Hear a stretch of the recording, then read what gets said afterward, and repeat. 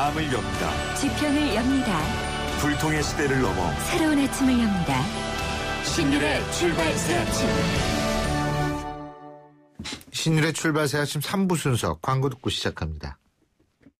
트랙스타 시작! 국민 모두 함께 하나, 둘, 셋, 넷. 21번 크게 마시고 가슴을 활짝 펴세요. 한 걸음, 두 걸음, 국민 모두 함께 걸어가요. 지금까지의 아웃도어를 넘다. 대한민국 국민이라면 스타, 트랙스타. 여보세요? 대리운전이죠? 저 배우 박소연인데 소문 듣고 전화했어요. 2588 기사님 빨리 보내주세요. 좌우로 정렬, 좌우로 정렬, 2588, 2588. 좌우가 같네, 좌우가 같아, 2588, 2588. 대리 부르셨죠? 어머, 기사님. 세상에 이런 일이. 2588, 2588. 호주 워킹 홀리데이만 떠올렸다면 호주TV 무비 채널을 추천합니다. 세상의 중심에서 사랑을 외치던 영화 속 울루루.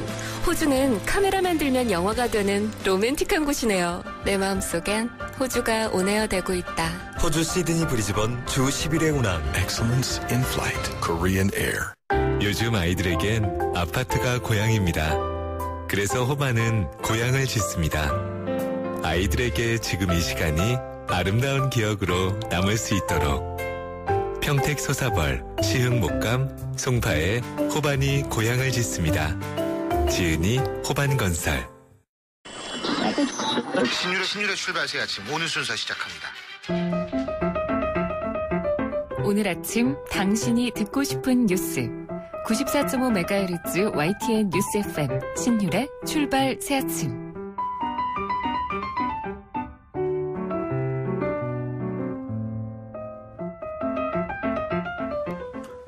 어제 저녁 2016학년도 대학 수학능력시험 문항과 정답에 대한 이의 신청이 종료가 됐습니다. 작년보다는 좀 줄기는 했다 그러죠. 그럼에도 불구하고 올해도 이의 신청이 900여 건에 이른다고 하는데요. 자, 이것이 물론 오류로 확인이 될지 안 될지는 모르겠습니다만 어쨌든 계속 이런 이의 신청은 끊이지 않고 있습니다. 자, 과연 올해도 출제 오류 논란이 이어질지 여기에 대한 근본적인 해결책은 없을지 살펴보겠습니다. 교육평론가 이범 씨 전화 연결돼 있습니다. 안녕하십니까? 예, 안녕하세요. 예, 지금 이 신청이 제일 많이 제기된 과목이 어떤 과목이에요? 제일 많이 제기된 게 이제 물리원의 6번 문항인데요. 그럼 왜 그런 거죠? 일단 이 문항이 이제 최근에 물리원의 상대성 이론이 들어가 있는데요. 예. 그와 연관된 문제입니다만, 지금은 이제 검정제 시대여서 이제 교과서가 여러 종이 나오지 않습니까? 검인정, 예. 예. 그 중에서도 일부 교과서에만 서술되어 있는 개념이 출제가 됐습니다. 그럼 이거 안 배운 학생이 있다 이 말씀이시군요? 그렇죠. 그런 학생들이 이거 억울하다라고 이제 이의를 주로 제기를 하는 거죠. 아하, 그렇군요. 근데 뭐 우리가 흔히 얘기하는 게 요새 교과서 안 보고 EBS 교재 본다는 얘기 많이 하잖아요. 예? 예. EBS 교재에도 그러면 이거는 안 다뤄졌던 문제인가요? 예, EBS 교재에서도 거의 다루지 않는 그런 개념인데요. 실제로 이게 2008학년도에 이제 물리투 문항 오류 사건이 있었는데, 네. 그것과 좀 유사한 면이 있습니다. 2008학년도 물리투 문항 오류 사건은 고등학교 수준으로 평이하게 공부한 학생들이 정답을 맞출 수 있었던 반면에, 네. 그 중에서도 이제 일부 교과서에만 서술된 좀 더 이제 대학 수준의 엄밀한 내용이 있는데요. 네. 그 수준으로 공부한 학생들이 내가 이 일부 교과서에만 나와 있는 내용으로 공부했더니 답이 다른 게 나오더라. 라고 이제 이의 신청을 했고, 예. 심지어 대한물리학회에서도 그 이의 신청을 받아들여야 된다라고 주장을 했고 해서 결국 복수 정답을 인정을 하게 된 것이었는데요. 예. 이번에는 좀 미묘하게 다른 것이, 전체 여러 교과서 중에서 일부 교과서에만 나오는 내용이 있고, 그것을 알고 있어야만 평가원에서 요구하는 정답을 맞출 수 있는 겁니다. 예. 그러니까 그 교과서가 아닌 나머지 대부분의 교과서로 공부한 학생들은 그럼 이 개념 자체를 처음부터 알지 못하는 상태였던 것이고, 따라서 이거는 교육과정 내용 밖에 아니냐 엄밀히 봐서, 따라서 이런 식으로 수능 출제하는 것은 부당하다라고 있다고 이의를 제기하게 되는 거죠. 그러니까 이거는 결국은 오류 여부, 정답의 오류 여부가 아니라 배우지 않은 거를 출제하는 것의 정당성 문제군요, 결국은. 그죠? 그렇습니다. 정확히 말하면. 예. 이런 경우 이런 거 처음 아닌가? 전 잘 모르겠는데 어떻습니까, 이거? 좀 전에 설명드렸습니다만 예. 2008학년도 물리투 물론 오류 그때하고 좀 다르다고 말씀하셨잖아요. 예. 그러니까 이제 결국 여러 종의 검정 교과서가 존재할 경우에 그 중에서도 일부 교과서에만 서술되어 있는 내용을 출제하는 게 타당하냐는 문제인데 사실 여태까지 여러 번 그런 적이 있었습니다. 그리고 이제 그런 경우에 공통적으로 평가원에서 오류를 인정한 적이 없어요. 그러니까, 답이 틀린 게 아니니까, 그죠? 그렇죠. 엄밀히 봐서 어쨌든 평가원에서 제시한 정답이 물리학적으로도 과학적으로도 진실이기 때문에 오류를 인정하지 않는 쪽으로 이제 주로 갑니다. 그런데 예. 어쨌든 현장에서 학생을 가르치는 사람 입장에서 보면 어쨌든 전체 교과서에 다 나오지 않고 일부 교과서에만 나오는 건데 그거를 모두 다 가르쳐야 되느냐 그것을 판단하는 데 있어서 좀 아무래도 혼란을 느끼게 되는 경우들이 많죠. 아니 근데요 이 문제뿐만이 아니라 이게 출제 오류 문제는 이게 계속 제기되는 거잖아요. 결국 매년 이런 현상이 좀 줄어야 될 텐데 그 이유가 뭐라고 보십니까? 줄지 않은 이유가? 저는 우리나라는 이제 수능 출제의 가장 심각한 문제는 예. 두 가지라고 보는데요. 예. 하나는 이제 단기간에 합숙해서 이제 출제를 하다 보니까 출제를 하고 충분히 검토할 수 있는 시간이 절대적으로 부족합니다. 예. 그래서 이제 유사한 이제 이런 시험을 운영하고 있는 다른 나라의 예를 보면 예. 평상시에 이제 자기 활동을 하면서 비밀 관리를 잘 한다는 전제하에 일상적인 생활 속에서 출제를 하거든요. 그러니까 훨씬 이제 장기간에 걸쳐서 출제하고 검토하는 과정을 거치기 때문에 오류 가능성이 좀 적죠. 예. 그리고 이제 두 번째 문제는 우리나라는 대체적으로 대학 교수들이 출제를 하고 학교 교사들이 검토를 합니다. 예. 근데 저는 이게 좀 바뀌어야 된다고 보는데요. 예. 일단 학교 교사들이 출제를 했다면 아까 말씀드렸던 물리원 오류 논란 같은 건 없었을 겁니다. 왜냐하면 학교 교사들은 이게 일부 교과서에만 나오는 개념이라는 거를 뻔히 알거든요. 그래서 이런 걸 출제하면 아이들의 눈높이로 봤을 때 분명히 문제가 있을 것이다라는 것을 바로 알아차릴 겁니다. 그리고 이제 대학 교수들은 학문적인 엄밀성에 근거해서 이게 진짜 오류인지를 걸러내는 데는 훨씬 적합한 기능을 가지고 있는 분들이거든요. 예. 그러니까 기존처럼 교수가 출제하고 교사가 검토하는 게 아니라 교사가 출제하고 교수가 검토하는 게 맞다는 거죠. 사실 이런 의견은 저뿐만 아니라 많은 교육과 관련된 단체들에서도 제기를 했었고 심지어 이제 정치권의 야당에서도 계속 그렇게 주장을 하고 했었는데 정부가 아직까지는 이런 식의 변화를 추진하고 있지는 않는 상황입니다. 왜 그럴까요? 기존 시스템에서 약간의 이제 변화를 정부에서도 주긴 했습니다. 그러니까 교수가 출제를 하긴 하되 출제진의 교사가 일부 참여를 하긴 하는 거죠. 하지만 어쨌든 이렇게 되면 우리나라에서 이제 미묘하게 교수하고 교사를 봤을 때 교수를 조금 더 높게 평가하고 사회적 권위를 인정하는 분위기가 있지 않습니까? 그러다 보니까 이제 아무래도 교사가 출제에 부분적으로 참여한다고는 하지만 교수들이 전체적인 분위기를 주도하는 이런 상황이 되기 때문에 조금 기대한 결과 나오기 어려운 거죠. 예. 자, 이게 외국 같은 경우에는 일상 생활을 하면서 비밀 준수를 하면서 출제를 한다 이런 말씀하셨죠? 예. 근데 이거는 사회자본이 높은 사회에서만 가능할 거예요. 그러니까 사회적 신뢰도가 높은 사회에서나 이게 가능하지 우리나라에서 이게 가능하다고 보세요? 일본이 이제 우리나라 수능과 유사한 센터 시험이라는 걸 봅니다. 예. 일본이 이제 그런 방식으로 이제 출제 관리를 하고 있고요. 예. 그리고 이제 이를테면 수능 문항이 100문항 필요한데 그것을 100문항을 평소에 출제한다면 한 문항이라도 이제 그것이 유출됐을 때 큰 문제가 나겠죠. 예. 하지만 만약에 100문항이 필요한데 500문항이나 1000문항 정도를 평소에 문제은행식으로 그러나 비밀리에 관리를 하면서 출제를 하고 있다면 그 중에서는 이제 나중에 일부 문항을 선정해서 수능 시험에 출제하는 이런 방식이라면 유출로 인한 어떤 논란 가능성은 최소화시킬 수 있다라고 봅니다. 은행식으로 그러니까 예를 들면 한 사람이 100문제 내야 되는데 그걸 한 5배나 10배를 늘려버리면 유출 가능성을 줄일 수가 있다 이런 말씀이시군요. 그렇죠. 그러면 일부 문항을 자기가 빼돌려서 미리 알고 있다 할지라도 어떤 문제가 나올지 모른다는 거죠. 예, 출제가 될 수 있는지를 확정할 수 없기 때문에 문제를 유출하고자 하는 그런 유혹 자체가 상당히 줄어들겠죠.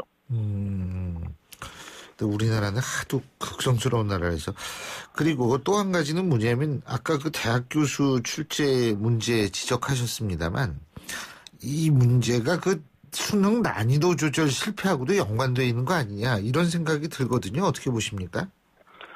이건 함정 문제는 아닙니다. 그러니까 난이도를 높이려고 의도적으로 하다 보니 좀 불필요한 함정을 파다가 오류 논란에 휩싸이게 된다. 아니요. 제 얘기는 뭐냐면 그 오류 논란뿐만이 아니고 난이도 조절이 일정하지 않 난이도 조절에 실패했다는 얘기가 많이 나오잖아요. 예? 그 부분하고 교수들하고 출제 문제하고 연관이 돼 있느냐. 제 질문은 이겁니다. 저는 올해 난이도가 높아진 것은 어찌 보면 당연한 수순이었다고 보는데요. 예. 왜냐하면 이제 작년, 재작년 연속으로 매우 쉬웠습니다. 재작년 전공은 만점자가 29명, 예. 작년에 그리고 재작년에 34명. 그래서 만점자 이렇게 많이 나올 정도로 쉬웠는데요. 특히 아시다시피 이제 작년에 수학 B형, 즉 이과생들이 보는 수학 문항이 지나치게 쉬워가지고 하나만 틀려도 2등급이 되는 상황이 벌어졌어요. 그래서 최상위권 학생들이 항의를 많이 하고 있기 때문에 유사한 사태를 재발하려고 출제위원들이 노력을 했을 겁니다. 재발하지 않도록. 그렇죠. 그러니까 내가 지금 출제하는 과목이 지나치게 쉽게 나와서 한 문항만 틀려도 2등급이 되는 사태가 벌어지면 또 상당한 항의에 부딪힐 테니까 저도 그런 사태는 좀 막자라는 그런 심리적인 상태에 놓여 있을 거예요. 그러다 보니까 당연히 이전보다 조금 더 어렵게 출제되는 경향이 나타났을 것이고 그것이 여러 과목이 공통적으로 나타나니까 전체 수능 난이도도 좀 높아진 거죠. 그건 어느 정도 의도했었다 이런 말씀이시군요. 의도한 건 아니더라도 심리적으로 그럴 수밖에 없는 상황이 들어 보이고요. 그럼에도 불구하고 전체적으로 쉬운 수능의 기조는 유지되고 있다고 봅니다. 왜냐하면 작년, 재작년 연속으로 예외적으로 너무 쉬웠기 때문에 우리가 그런 수능이 이제 기준인 것처럼 그런 착시 효과를 일으키게 된 것이고요. 그 이전의 수능, 이를테면 이명박 정부 시대의 수능을 기준으로 본다면 이번 수능이 특별히 어려운 것은 전혀 아니거든요. 그래서 정부가 발표한 것보다 또는 기대치보다 조금 더 어려웠다라고 볼 수도 있었겠습니다만 전체적으로 쉬운 수능의 기조가 파괴된 거다 한 것은 전혀 아니라고 봅니다. 예, 잘 알겠습니다. 오늘 말씀 여기까지 듣죠. 고맙습니다. 예, 감사합니다. 예, 지금까지 교육평론가 이범 씨였습니다. 경제뉴스 알아보겠습니다. 최요한 경제평론가 전화 연결합니다. 안녕하십니까? 네, 안녕하십니까. 최요한입니다. 이 파리에서 이제 동시다발적 테러가 발생한 이후에 세계 증시도 좀 많이 빠졌는데 그런데 뉴욕 증시 보면은 뭐 다시 반등하는 것 같더라고요. 그죠? 예. 근데 어쨌든 지금 이 영향 우리나라 한국은행의 통화 정책도 영향을 받을 가능성이 있다. 기준금리가 변화할 가능성이 있다. 여러 가지 얘기가 나오고 있는데 어떻게 보십니까? 어제 국내를 비롯한 아시아 증시가 파리 테러의 충격 그대로 받았거든요.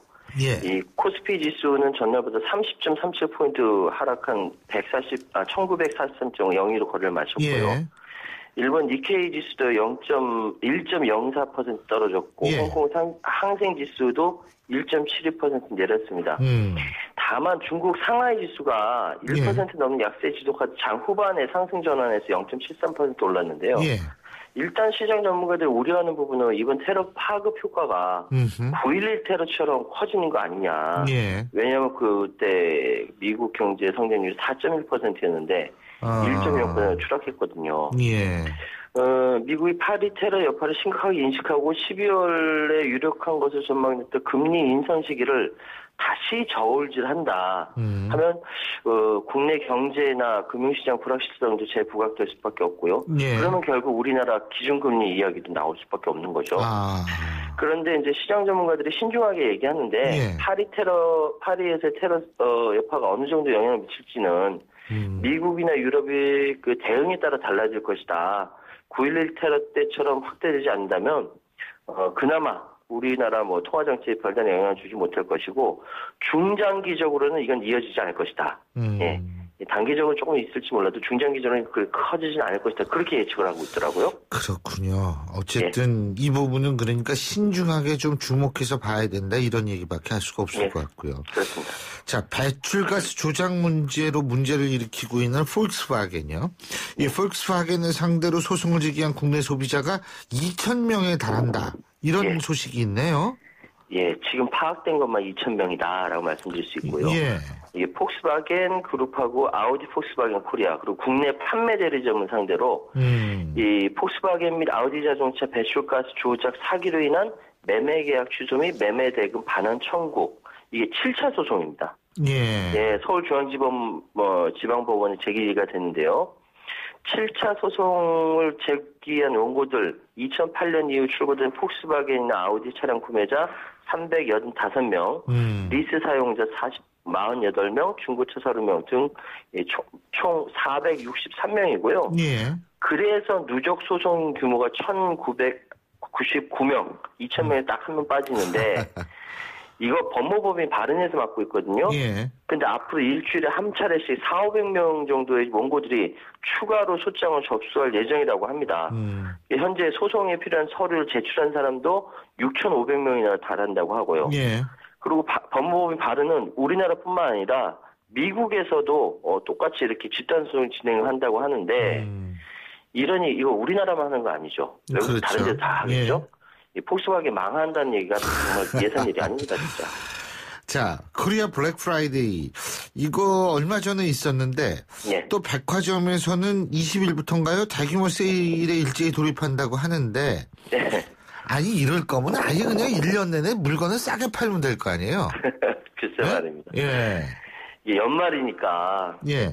기회를 봤다 이런 건지 모르겠습니다. 이거를 이제 코리아에서 K 세일데이라고 얘기한답니다. 예. 이게 12월 1일부터 3일까지 유통산업 주간이 있거든요. 예. 그 주간의 행사의 일환으로 실시되는 이 대규모 유통업체 합동 행사인데 이게 롯데백화점도 K 세일데이 진행한다고 하고요. 아하. 현대백화점도는 이제 엣지 쇼핑데이라고 하는데 특히 현대백화점 같은 건 외부 대형 컨벤션 센터를 빌려서 출장 판매 나선 건 이번이 처음이라고 하고요. 예. 이번에 면세점에서 톡톡하게 재미를 본 신세계백화점도 20일부터 K-세일데이, 갤러리아 백화점도 K-세일데이. 그런데요, 특이한 것은 지금까지 백화점들이 고급화를 지향했지 않습니까? 예. 그런데 이제 백화점이 떨이 판매를 위해서 자존심을 벌였다는 거죠. 그만큼 경기가 안 좋다는 거죠. 모습이기도 하고요. 예. 특히 영리한 우리 소비자들이 국내보다 해외에서 물품을 사는 직구에 눈을 돌리지 않습니까?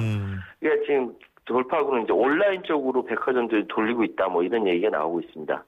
어쨌든 이 전체적인 상황을 보니까 우리 교수님 말씀 맞아요. 이럴 바에 1년 내내 싸게 파는 게 낫죠. 아니 그러고 이름만 바꾸면 될 거 아니에요. 그렇죠. 1월 세일, 2월 세일 이렇게 해가지고서 예. 그게 나을 것 같다는 생각도 얼핏 드네요. 오늘 말씀 여기까지 듣겠습니다. 고맙습니다. 예, 감사합니다. 예, 지금까지 최요한 경제평론가였고요. 신율의 출발 새 아침 3부 순서는 여기서 줄입니다. 잠시 뒤 4부에서 뵙죠. 안녕하세요. 최수종입니다. 124년 만에 대가뭄으로 대한민국이 점차 말라가고 있습니다. 하지만 가정에서 물을 쓰는 데는 별 문제가 없어 체감하기 어렵다는 분들 많으시죠? 그런데요, 여러분.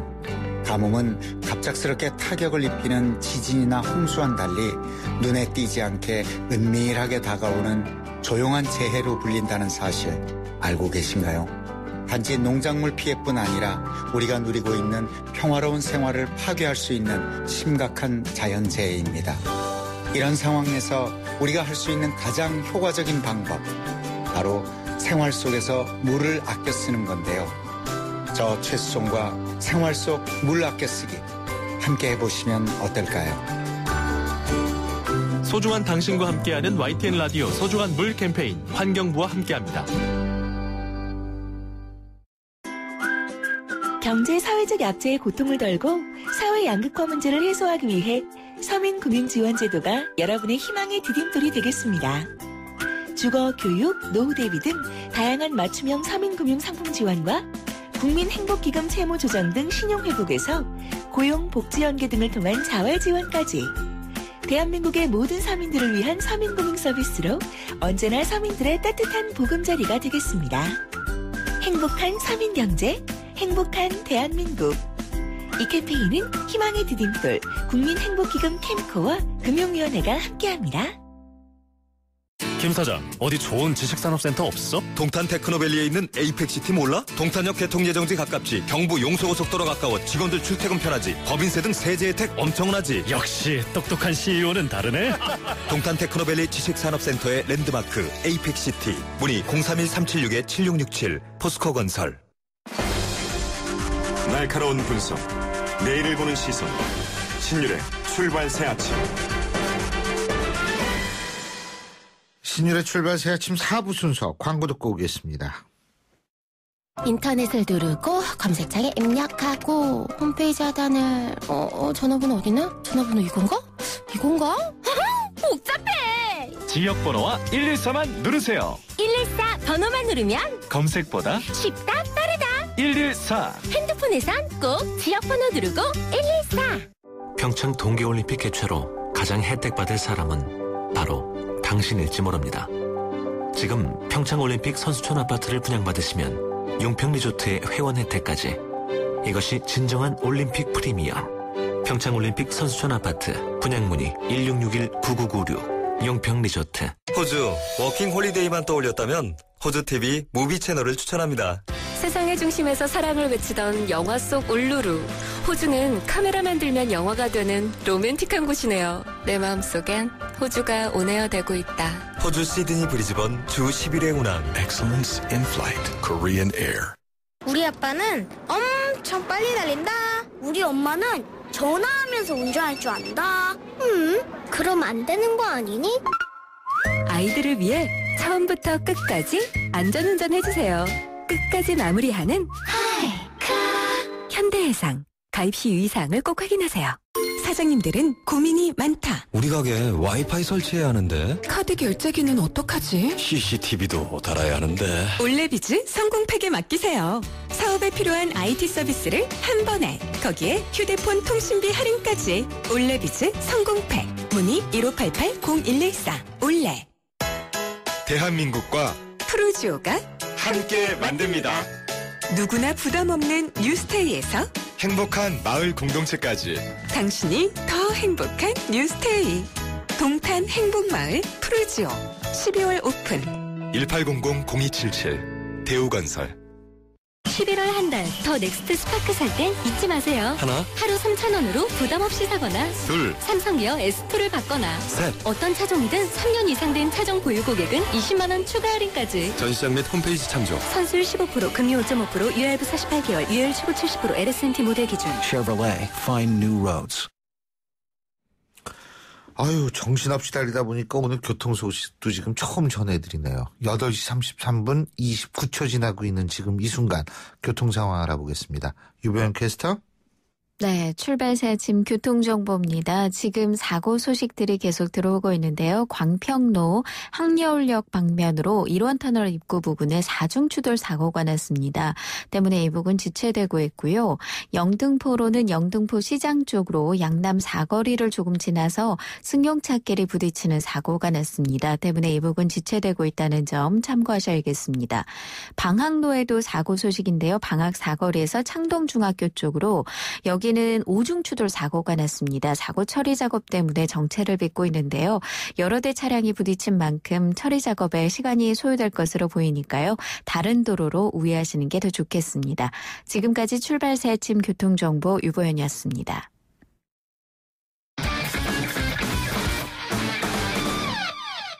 스포츠 소식 알아보겠습니다. 최동호 스포츠 평론가 전화 연결돼 있습니다. 안녕하세요. 예, 안녕하세요. 예.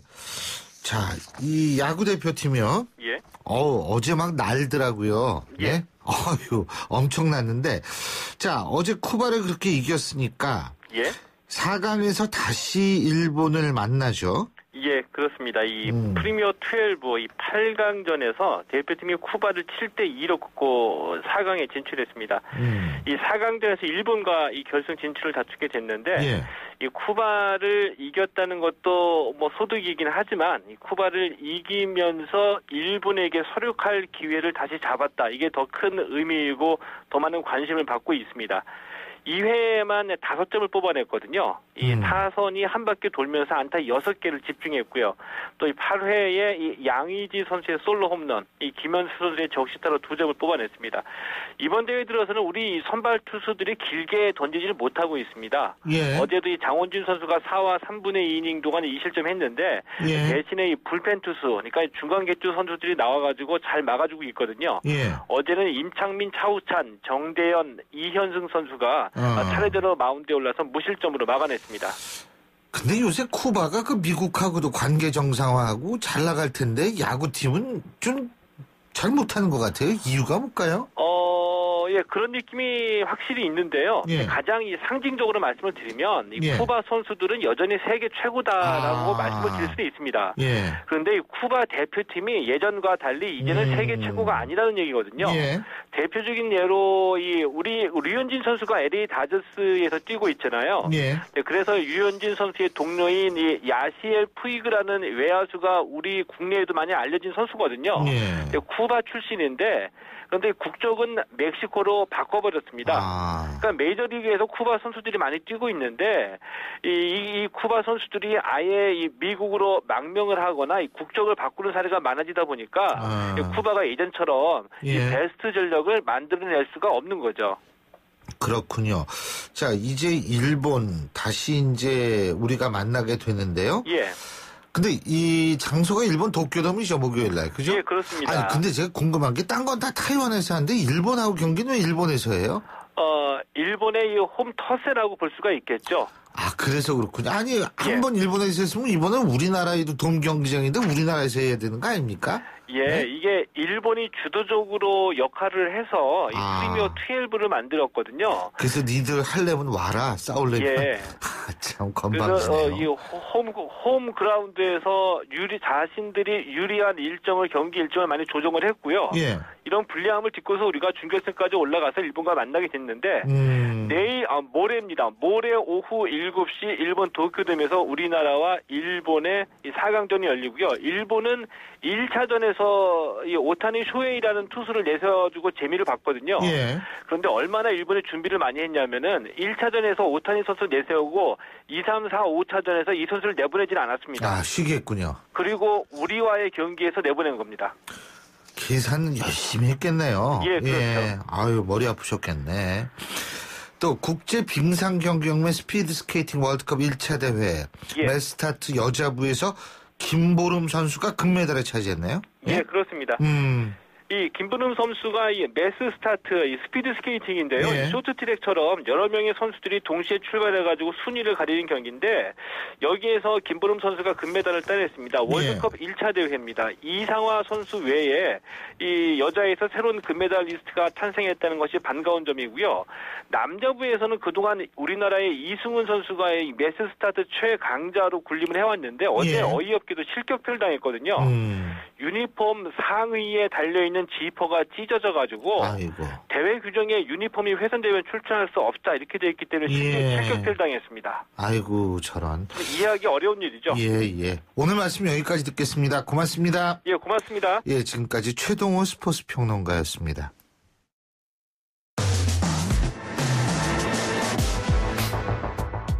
박상용 변호사의 이번 주 사건 랭킹.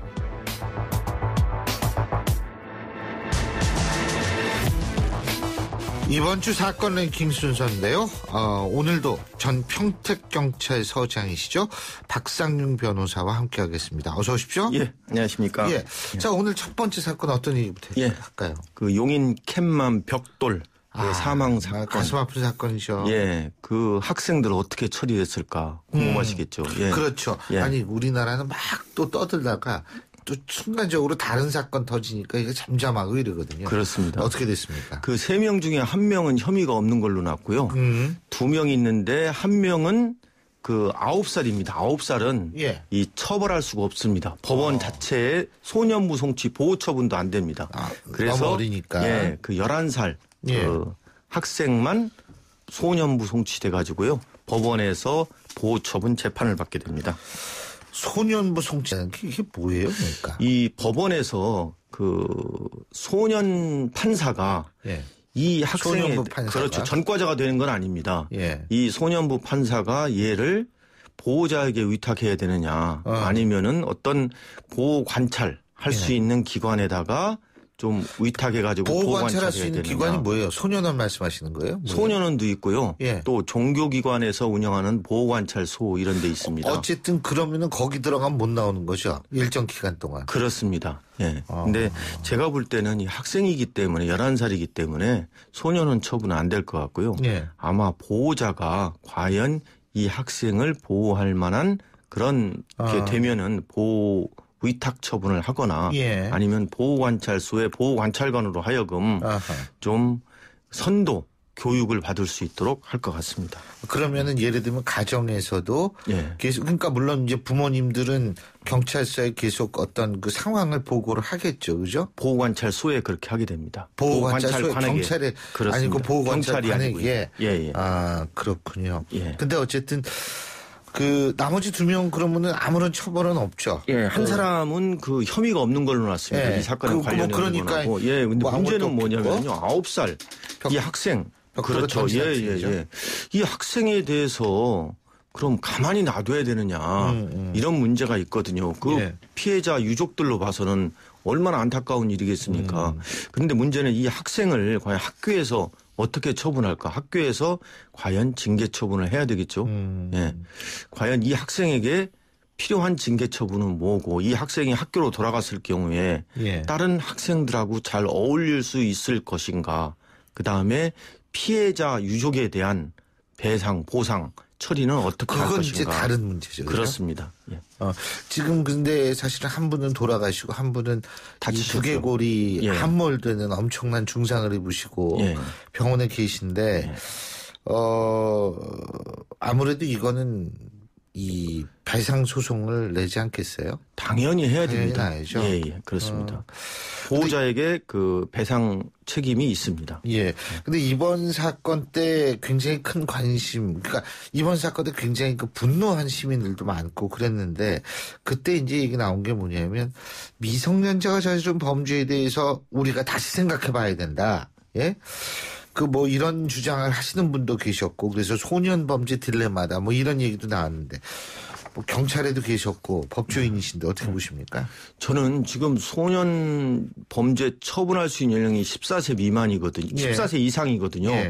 좀 더 낮춰야 한다고 생각합니다. 왜냐하면 요새 학생들의 범죄가 흉폭화되고 있거든요. 그리고 이 원인 제공에는 보호자가 제대로 그 학생을 제대로 관리하지 못한 책임도 있습니다. 저는 이번 같은 경우에 소년부 송치했을 경우에 이 보호자에게도 이 학생을 제대로 관리하지 못한, 관리 감독을 하지 못한 교육을 받더라도 보호자하고 같이 교육을 받도록 해야 되지 않는가 그런 생각을 해봅니다. 지금 그리고 나이도 낮춰야 된다는 얘기가 나오잖아요. 그렇습니다. 이번 같은 경우에 9살이라서 10세부터 촉법소년 만 10세부터 그 소년부 송치해가지고 보호처분을 받도록 되어 있는데 이 9살 10세 미만은 보호처분도 못 받습니다. 그러면 이건 완전히 면책을 주는 거거든요. 이런 경우에 좀 문제가 있지 않나. 국민의 어떤 법 감정이나 이거하고 좀 상치되지 않는가 이렇게 생각합니다. 그렇군요. 이게 참 아주 불행했던 사건인데 참 어떻게 해야 좋을지 저도 모르겠더라고요. 다음 사건은 어떤 겁니까? 세상을 떠들썩하게 했던 세모자 성폭행 사건입니다. 말도 안 되는 사건이요? 그렇습니다. 이건 진짜 입에 담기도 좀 그래요. 이게 말이 되는 얘기를 했어야지 어머니가. 그래서 이 사건이 결국에는 이 성폭행을 했다. 죄송하지만 좀 설명을 해 주시고. 이 어머니가 이 아들 둘이 그 남편과 또 남편의 친척 또 남편의 지인들 무려 44명으로부터 성폭행을 당했다. 또는 성매매, 강요를 당했다. 이렇게 해가지고 이제 언론에 그 공표를 했거든요. 예. 경찰이 조사를 해보니까 이게 사실이 아닌 것으로. 다 거짓말이다. 예, 이거죠. 맞습니다. 그러니까 어머니하고 아들 둘이 44명으로부터 성폭행을 당했다. 그렇습니다. 어머니는 뭐 더 숫자가 많던데 1000명으로부터 뭐 그건 성폭행이 아니라 그러니까 성매매인가요? 그거는? 성폭행, 성매매 해가지고 뭐 많은 얘기를 했는데 예. 이게 허황된 얘기, 사실 무근의 행위로 밝혀졌고요. 이 어머니가 왜 이렇게 하게 됐느냐. 그 무속인이 사주에 의해서 하게 됐다 해가지고 무속인과 이 어머니가 구속이 됐죠. 예.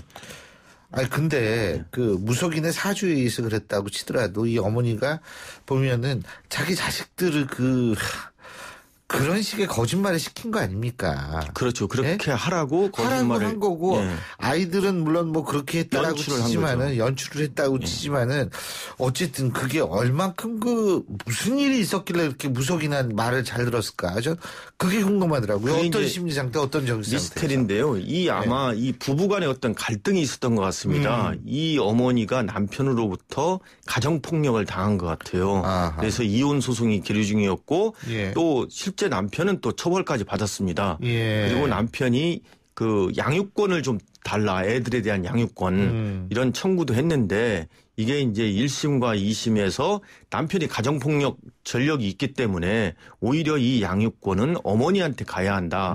이렇게 이제 판결이 났고 이게 대법원에서 확정이 됐습니다. 그런데 이 대법원에서 확정되기까지 전에 바로 이 어머니가 자기 남편과 남편의 친척, 가족, 지인들이 우리 애들을 갖다가 성폭행하고 뭐 성매매까지 시켰다. 예, 이런 게 나버리니까 과연 그렇다면은 이게 이제 무고 혐의로 밝혀졌거든요. 사실이 아니다.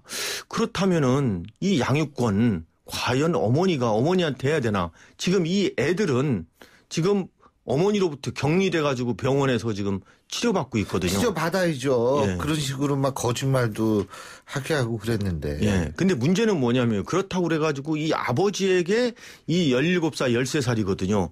이 자녀에 대한 양육권을 줘야 되는가. 이 아버지도 결국에는 이 어머니를 가정폭력을 한 전력이 있다는 거거든요. 왜냐하면은 재산을 빼돌렸다는 겁니다. 이 어머니가 자기 부인이. 그 무속인한테 갖다 줬다는 거 그렇습니다. 아니에요? 예. 그 무속인 구속됐나요? 무속인 구속됐습니다.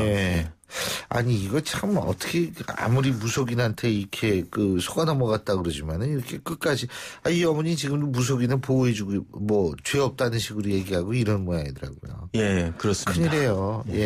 이 어머니도 좀 치료를 받아야 되는 거 아닌가 이런 생각도 들고. 다음 사건은 어떤 겁니까? 이게 참 부끄러운 일인데요. 그 음란 사이트에 자기 얼굴이 막 영상이 돌아다닌다 해가지고 경찰에 신고하러 왔는데 경찰관이 이 피해자를 조사를 하면서 성추행을 했다는 겁니다. 상담사와 같이 왔는데 상담사는 피해자 조사할 때는 원래 입회를 해야 되거든요. 입회하지 말아라 라고 해가지고 조사를 하면서 이 어디 성추행을 당했냐고 하면서 만졌다는 겁니다. 아이고, 그러니까 이거는 참 어떻게 할 말이 없네요. 고양이한테 생선을 맡긴 격이죠. 그죠? 그렇죠. 말도 안 되는. 고양이한테 날고기를 맡긴 격이고. 그런데 저는 이거 조사할 때 원래 피해자 조사하고 하면은 다른 경찰관도 배석을 해야 되거든요. 아, 그래요? 특히 여성 아닙니까? 여성에 대한 조사는 여경들이 조사하는 게 좋습니다. 왜냐하면은 같은 여자 입장에서 수치심을 달르죠. 그렇죠. 그렇게 해야 되는데 이거 왜 남자 경찰관이 조사를 하게 됐는지 또 이 상담사는 나가라고 그랬을 때 왜 나갔는지 당연히 입회를 해야 되는데 왜 나갔는지 이 부분도 조사를 해야 되고 과연 감독자는 뭐 했는가 이런 부분도 조사가 필요하다고 생각합니다. 그럼 박 변호사님 보실 때 이 경찰관은 어떤 처벌 받게 되나요? 제가 볼 때는 본인 지금 부인하고 있지만은요. 부인하고 있어요? 부인하고 있지만 형사처벌과 똑같이 징계처분 파면되지 않을까 그렇게 잠깐만요. 생각합니다. 제가 궁금한 게 그 조사실에는 CCTV가 있지 않나요? 조사실에 이제 CCTV가 있습니다. 진술 녹화실이라고 해가지고 있고 진술 녹화실에서 할 때 보통 이 성추행 피해자가 여성인 경우에는 여경들이 조사를 받도록 하고 있습니다.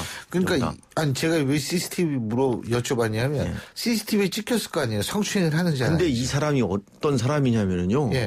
CCTV가 나오지 않는 사각지대 거기 가서 조사를 했습니다. 야, 이거 참. 그러니까 이거를 좀 분명히 밝혀야겠네요, 이것도. 그죠? 본인은 부인하고 있다고는 하지만, 만약 사실로 드러나면 어떤 처벌을 받습니까? 성추행, 성폭력 특별법 위반으로 처벌이 되고요. 또 이 사람 징계 처분에 의해서 제가 볼 때는 파면, 중징계 처분을 받을 것 같습니다. 경찰관 할 수가 없습니다. 아, 그렇죠. 그건 그래야 될 것 같아요. 예. 자, 그리고 매번 박 변호사님이 말씀해 주신 우리나라 법 집행기관 이것만은 고쳐보자. 뭘 고칠까요, 이번엔? 경찰 승진제도에 대해서 좀 제가 얘기를 하려고 합니다. 아하. 승진제도가 시험으로 승진하는 경우가 있고요. 심사로 승진하는 경우가 있고 또 특진, 시험. 심사 승진, 특진 제도가 있습니다. 특진은 뭐 사건 어려운 거 해결하면 특진이 되죠. 그렇죠. 중요 범인 검거했으면 특진을 하게 됩니다. 근데 이게 따로따로거든요. 자, 우리가 경찰에서 한 단계 계급으로 올라간다는 뜻은 그 계급에 맞는 지식도 있어야 되고 인격도 갖춰야 됩니다. 그럼 세 개가 전부 다 합쳐져야 된다고 생각합니다. 시험만으로 승진한다. 이건 좀 문제가 있는 거죠. 그리고 심사로 한다. 심사도 이게 공정성에 문제가 있습니다. 또 특별 승진, 어떤 한 사건을 해결했다 가지고 특진하는 것도 문제가 있고요. 또 근속 승진이라는 게 있습니다. 일정한 기간만 지나면은 자동으로 승진한다. 이거는 좀 호봉제도하고 비슷한 거죠. 그렇습니다. 어떤 계급에 대한 권위가 없습니다. 이 네 개의 제도를 합쳐가지고 하나의 제도로 합쳐져야 한다고 생각합니다. 그리고 승진은 무엇보다도 공정해야 합니다. 공정해야 되는데 왜 합쳐져야 된다고 생각하세요? 너무 복잡하니까? 너무 복잡하기도 하고요. 근데 시험 같은 건 있어야 되는 거 아니에요? 특진도 그렇습니다. 특진도 한 명이 잡는 경우 같고 여러 명이 같이 잡습니다. 그런데 그중에 한 사람만 특진시키고요. 그것도 계급이 높은 사람을 특진시킵니다. 예를 들면은 사실은 일은 밑에서 했는데 이 경위가 내가 이번에 특진하겠다. 니들 양보해라. 이런 것도 좀 잘못됐습니다. 그래서 그 영화에서도 자주 그런 장면이 목도가 되더라고요. 그래가지고 그렇게 해서 하나로 묶고 그렇습니다. 그렇죠? 근데 그러면은 조금 그 동기가 좀 떨어지는 거 아니에요? 사건 해결하려고 할 때. 그리고 그거는 얼마든지 심사라는 제도를 통해서도 들어갈 수 있거든요. 업무 성적에 의해서 할 수 있거든요. 그래서 승진 제도는 하나로 통일해야 한다. 그렇게 생각합니다. 알겠습니다. 우리 참. 근데 어쨌든 우리나라 경찰 분들 참 수고는 다 굉장히 많이 하시죠. 우리 국민들이 그거 알고 있는데 가끔가다 좀 안 좋은 소식이 전해드릴 때마다 좀 안타까운 생각은 있어요. 오늘 말씀 여기까지 듣죠. 고맙습니다. 감사합니다.